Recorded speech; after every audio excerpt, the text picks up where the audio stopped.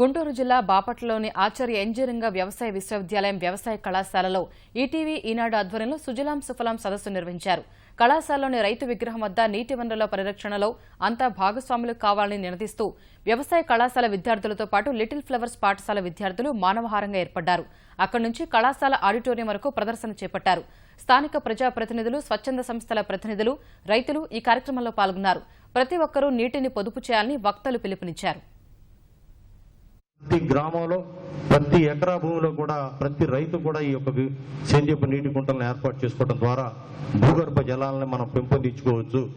మీరు కోరుకుంటే, మీరు ఆమోదం తెలిపితే మీ ఇంట్లో ఇంకుడు గుంట ఏర్పాటు చేసేటువంటి బాధ్యత ఈ పురపాలక సంఘం తరపు నుంచి మేము బాధ్యత తీసుకుంటాం. దానికి అయ్యేటువంటి ఖర్చు మరి లేబర్ని కానివ్వండి, దానికి అయ్యే లోపలేసేటువంటి మెటీరియల్కి సంబంధించిన ఖర్చు కానీ ఏదైనా కూడా మున్సిపాలిటీ తరఫున పెట్టి ఆ విధంగా కూడా ప్రజల్లో చైతన్యం తీసుకొచ్చి పెద్ద ఎత్తున మరి పట్టణ ప్రాంతంలో ఈ యొక్క ఇంకుడు గుంటల్ని మరి తవ్వించాలనేటువంటి కార్యక్రమాన్ని పురపాలక సంఘం తరఫున కార్యక్రమాన్ని ఈ సమ్మర్లో చేయాలని ఆలోచన చేస్తా ఉన్నాం. కింద ఉన్నటువంటి వాటర్ని జాగ్రత్త చేసుకోవాలి. సిమెంట్ కాలువల ద్వారా నీటిని కొంచెం దూరంగా తీసుకెళ్లాలి. దూరంగా గ్రామానికి దూరంగా ఉన్నటువంటి డ్రైన్ ద్వారా బయటికి పంపించేటువంటి మురుగునీటిని సపరేట్ గా జాగ్రత్త తీసుకెళ్లాలి. కింద ఉన్నటువంటి నీటిని మనం పరిరక్షించుకునే అనేటువంటి చిన్న కామన్ సెన్స్ ని వీఆర్ మిస్సింగ్.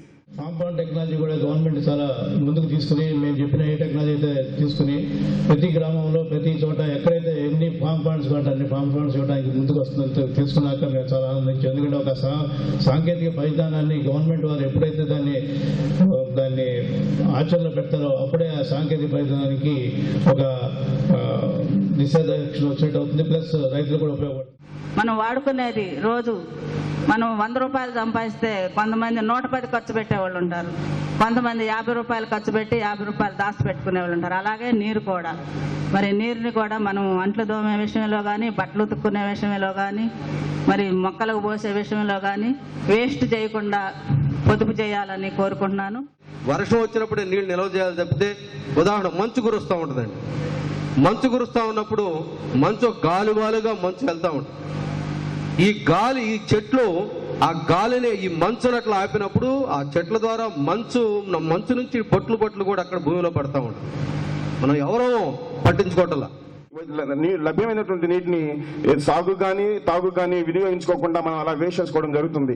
ఇట్లా కాకుండా ఈ నీటిని కనుక ఒడిసి పెట్టుకుని మన దగ్గర ఉన్నటువంటి ఫర్ ఎగ్జాంపుల్ నల్లమడ డ్రైన్లో వాటర్ని, కొమ్మమూరి కెనాల్ వాటర్ రెండు మిక్స్ చేసుకొని వాడుకోగలిగితే ఎక్కువ ఏరియాని సాగులోకి తీసుకొచ్చి మనం ఈ వ్యవసాయ రంగానికి కూడా బాగా దాని యొక్క అభివృద్ధికి దోహదం పడ్డ వాళ్ళం అవుతాము.